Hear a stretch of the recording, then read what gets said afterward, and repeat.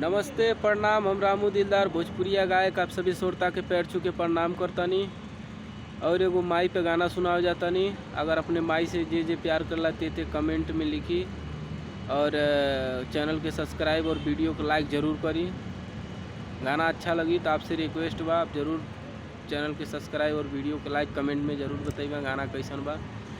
हरे मेहनत कई के तनो रुपया कमईबा, हरे अचारा के सुख कतही न बबुआ पैबा, आ सपना न होई कब पूरा ए बबुआ, अरे माई बिना जिंदगी अधूरा ए बबुआ, माई बिना जिंदगी अधूरा।